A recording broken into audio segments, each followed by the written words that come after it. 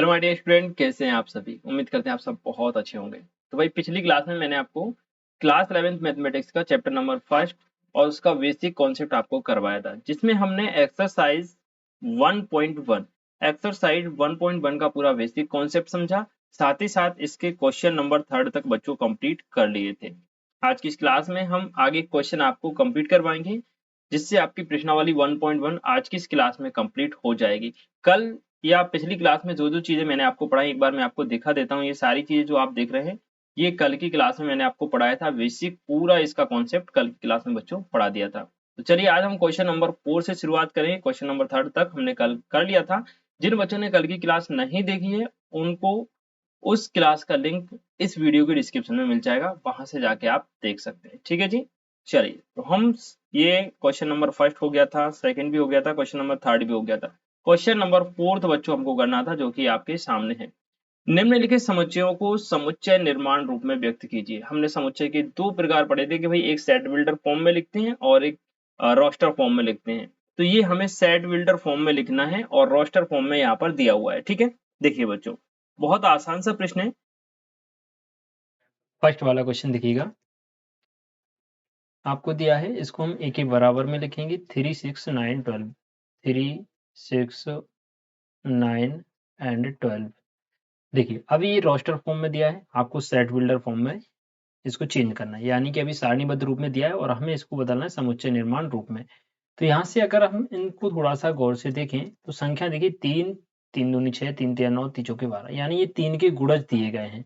तो हम इसको इस प्रकार से लिखेंगे कि x इस प्रकार है कि x सच दैट x इस प्रकार है कि x बराबर क्या हो गया, 3n हो गया। 3n मतलब n का मान यहाँ पर आपको रखना पड़ेगा। तो हम लिखेंगे जहां पर n जो है वो छोटा है और बराबर है किसके, 4 के। n मतलब होता है प्राकृत संख्या। ठीक है, तो n प्राकृत संख्या होगी, कौन सी होगी, 4 के बराबर और 4 से छोटी, यानी 4 तक हो सकती है। तो 1 होगी, 2 होगी, 3 होगी और 4। तो ऐसे ही आप जब n का मान 1 रखेंगे 3 आएगा, 2 रखेंगे तो 6 आएगा, 3 रखेंगे तो 9 आएगा, 4 रखेंगे 12 आ जाएगा। ठीक है, सेकंड क्वेश्चन देखिएगा। सेकंड आपको दिया है 2 4 8 16 एंड 32। आप चाहें तो इसको थोड़ा सा चेंज करके भी लिख सकते हैं कुछ इस प्रकार से। b बराबर हम लिखेंगे, देखो 2 की पावर 1 लिख सकते हैं, 4 को 2 की पावर 2, 8 को हम लिखेंगे 2 की पावर 3 और इसको हम लिख लेंगे 2 की पावर 4 और इसको हम लिख लेंगे 2 की पावर 5।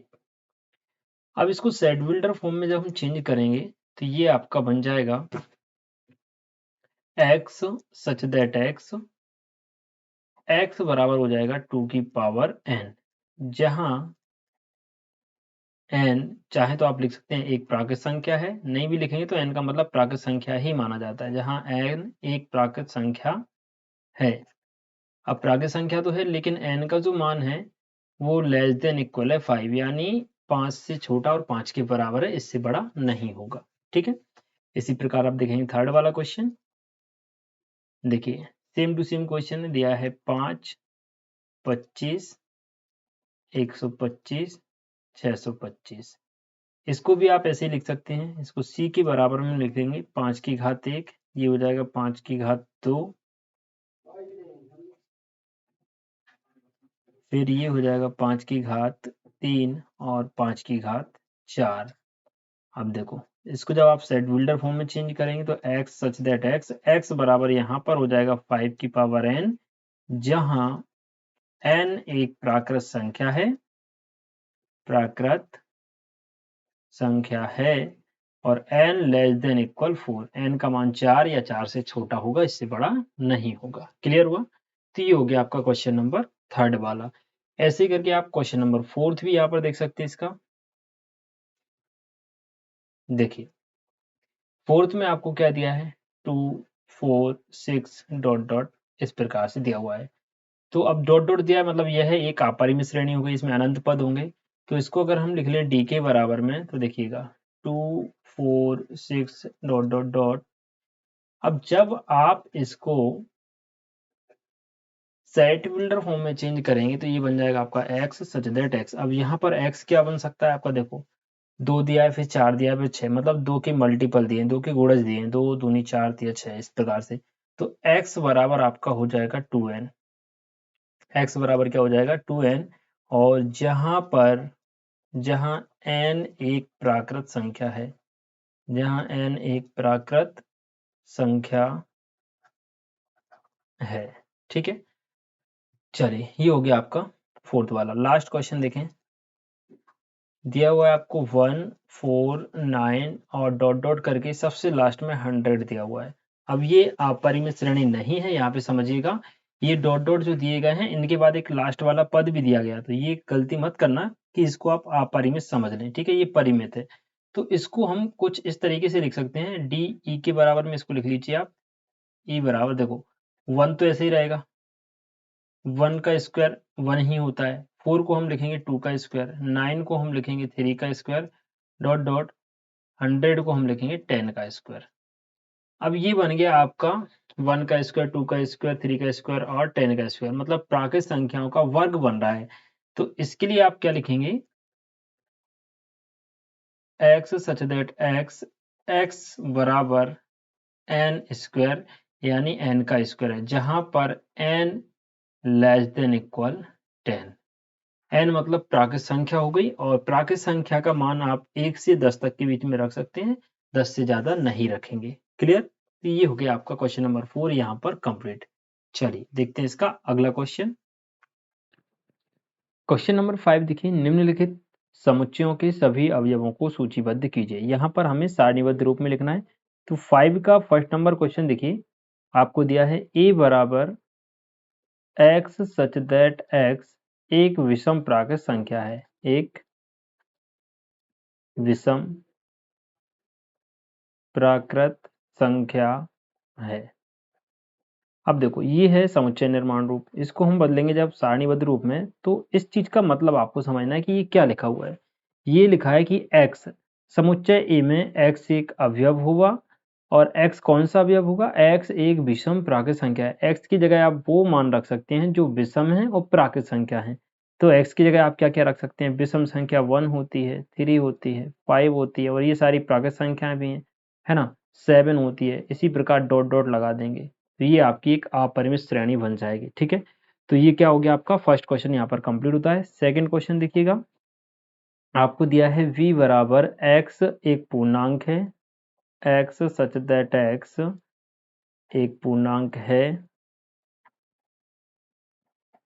लेकिन इसने ये कहा कि भाई पूर्णांक तो है, x का जो मान है -1/2 से तो भाई ज़्यादा है, x का मान कम है 9/2 से। इस कंडीशन को फॉलो करके x के वे मान रखने हैं जो पूर्णांक हैं।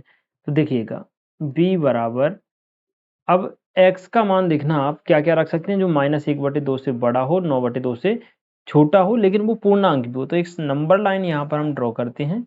यहाँ पे हमने लिखा 0, यहाँ -1, यहाँ -2, यहाँ 1, 2, 3, 4, 5।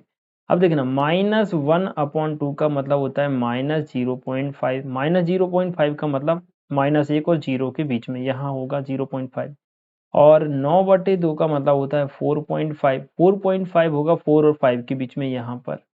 लेकिन 4.5 पूर्णांक नहीं है, इससे छोटा चाहिए हमें, इससे छोटा पूर्णांक चाहिए, और 0.5 नेगेटिव है, इससे बड़ा पूर्णांक चाहिए। तो इससे बड़ा पूर्णांक हो गया आपका क्या, 0, 1, 2, 3, 4, 4 से ऊपर नहीं जाएंगे, ठीक है। तो देखिएगा आपका जो राइट आंसर होगा वो हो जाएगा 0, 1, 2, 3, 4, 4 से आगे नहीं जाना। ये आपका सेकंड क्वेश्चन। थर्ड वाला देखिए, x एक पूर्णांक है, एक्स स्क्वायर का जो मान है वो 4 से छोटा या 4 के बराबर है। देखिए x सच दैट x एक पूर्णांक है, और x जो है, x का वर्ग वो 4 है, और 4 से छोटा है, 4 से बड़ा नहीं है। तो ऐसी संख्या देखिए, -2 का वर्ग करेंगे तो 4 आएगा, 1 का वर्ग 1, 0 का 0, 1 का वर्ग 1 और 2 का वर्ग 4। यानी ये कंडीशन फॉलो हो रही है केवल। अगर इसकी इस तरफ जाएंगे ना बच्चों, तो फिर काम गड़बड़ हो जाएगा, है ना, क्योंकि ये जो है 3 का वर्ग करेंगे तो कितना आ जाएगा 9, लेकिन 2 का वर्ग 4, हमें क्या चाहिए, 4 चाहिए, और 4 से छोटा चाहिए एक्स का वर्ग, एक्स के वर्ग का मान। तो यहाँ पे आप देखिएगा क्या क्या आ जाएगा, सी में आपका -2 आएगा, -1 आएगा, 0 आएगा, 1 आएगा और 2 आएगा। ये थर्ड वाला कंप्लीट हो गया। ठीक है, इसी प्रकार से देखिए फोर्थ वाला भाई, चलिए इसको हम रफ कर देते हैं यहाँ से।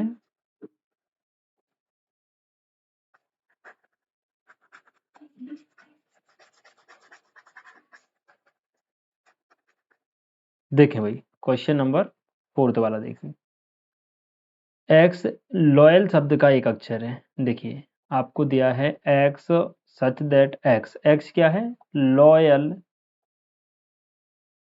लॉयल शब्द का एक अक्षर है, लॉयल शब्द का एक अक्षर है, एक अक्षर है। अब यहाँ पे आप देखिए डी बराबर जो है लॉयल, लॉयल शब्द में क्या आ रहा है, एल आ रहा है, ओ आ रहा है, वाई आ रहा है, ए आ रहा है और एल आ रहा है। यानी लॉयल शब्द में जितने भी अक्षर हैं उनको कॉमा लगा के लिखना है, लेकिन कोई भी अक्षर रिपीट नहीं होना चाहिए। तो यहाँ पर एल देखो 2 बार आया, लेकिन जब आप समुच्चय में लिखेंगे तो एक ही बार लिखेंगे, एल कोमा ओ कोमा वाई कोमा ए, दोबारा से एल नहीं लिखेंगे। समुच्चय में लिखते समय हम अक्षर को रिपीट नहीं करते हैं। तो फोर्थ वाला क्वेश्चन आपका कंप्लीट हो जाता है यहाँ पर। ठीक है, अब देखिए पांचवा, एफ, एफ में आपसे क्या बोल रहा है कि एक्स सच दैट एक्स वर्ष का एक ऐसा महीना है जिसमें 31 दिन नहीं होते। अब देखो इस समुच्चय में आपको वर्ष के महीनों के वो नाम लिखने हैं जिनमें 31 दिन नहीं होते। तो ये आपका होमवर्क है, आप खुद से इसको करेंगे। ठीक है, लास्ट वाला देखिए, एक्स सच दैट एक्स अंग्रेजी वर्णमाला का एक व्यंजन है जो के से पहले आता है। इस समुच्चय में आपको क्या करना है, के से पहले आने वाले अंग्रेजी वर्णमाला के सारे व्यंजन लिखने हैं। के से पहले आने वाले अंग्रेजी वर्णमाला के सारे व्यंजन स्वर को छोड़ के। तो देखो के से पहले कौन कौन आता है, ए आता है, लेकिन ए स्वर है तो ए को छोड़ेंगे, बी आ जाएगा, सी आ जाएगा, डी आ जाएगा, ई को छोड़ देंगे क्योंकि स्वर है, एफ आ जाएगा, जी आ जाएगा, एच आ जाएगा, आई को छोड़ेंगे, फिर आ जाएगा जे, जे के बाद के, लेकिन के से पहले पूछा गया तो जे तक आपका आंसर हो जाएगा। ठीक है, तो ये क्वेश्चन नंबर 5 बच्चों आपका यहाँ पर कंप्लीट हो जाता है। बहुत ही आसान से क्वेश्चन है। ठीक है, अब क्वेश्चन नंबर 6 आप यहाँ पे देखिएगा, आपसे बोल रहा है कि भाई मिलान कीजिए। क्या मिलान करना है, बाईं ओर रोस्टर रूप में लिखित, दाईं ओर समुच्चय निर्माण रूप में लिखित वर्णित समुच्चयों का सही मिलान करना है। देखो एक तरफ आपको सूची दी गई है जो कि रोस्टर रूप में लिखी है, इस तरफ जो सारी सूचियां दी गई हैं ये रोस्टर फॉर्म है यानी कि सारणीबद्ध रूप है, और इस तरफ जो दिए गए हैं कॉलम वो सारे आपके क्या है, समुच्चय निर्माण रूप। तो देखो पहला क्या दिया है 1 2 3 6, इसका किससे मेल हो सकता है, देखो 1 2 3 6 लिखा है भाई, है ना, 1 2 3 6 है। तो ये देखना x एक प्राकृत संख्या और 6 की भाजक है, ये लिखा है। देखो ये सारी की सारी प्राकृत संख्याएं हैं और सभी संख्याओं का 6 में भाजक भी चला जाएगा। तो पहले की जोड़ी मिल जाएगी सी ऑप्शन से, x एक प्राकृत संख्या और 6 की भाजक है। दूसरा देखो 2,3, x एक अभाज्य संख्या और 6 की भाजक है, तो इसकी मिल जाएगी ऑप्शन नंबर ए से, क्योंकि देखना x क्या है, एक अभाज्य संख्या है। अभाज्य संख्या क्या होती है, 2 3 5 7, लेकिन 6 की भाजक है। तो ऐसी अभाज्य संख्या जो 6 की भाजक हो केवल 2 और 3 ही है, तो दूसरे की मिल जाएगी ए ऑप्शन से। तीसरा देखो ये लिखा हुआ है देखो METHEICS, ये जो है ये सारे वो अक्षर हैं जो मैथमेटिक्स में आ रहे हैं। यहाँ देखो x such that x mathematics शब्द का एक अक्षर है, लेकिन यहाँ पे कोई रिपीट नहीं होता है ना, तो ये सारे अक्षर किस में मिल रहे हैं, मैथमेटिक्स। तो मैथमेटिक्स शब्द का एक अक्षर इससे इसकी मैच हो जाएगी। 1 3 5 7 9 ये क्या है, 10 से कम एक विषम प्राकृत संख्या हो गई, तो ये हो जाएगा आपका बी वाला ऑप्शन। ठीक है, इस प्रकार से क्वेश्चन नंबर 6 भी आपका यहाँ पर डन होता है, कंप्लीट हो जाता है बच्चों। इसी के साथ आपकी एक्सरसाइज 1.1 यहाँ पर बच्चों कंप्लीट हो जाती है, और इसका पार्ट 1 अगर आपने नहीं देखा है तो इस वीडियो की डिस्क्रिप्शन में मैं उसका लिंक दे दूंगा, वहां से जाके आप देख सकते हैं। ठीक है, नेक्स्ट वीडियो जल्दी लेके आएंगे आपके लिए, और जिसमें हम एक्सरसाइज 1.2 को कंप्लीट करेंगे। ठीक है, मिलते हैं अगली वीडियो में, तब तक के लिए खुश रहिए, मस्त रहिए, जय हिंद।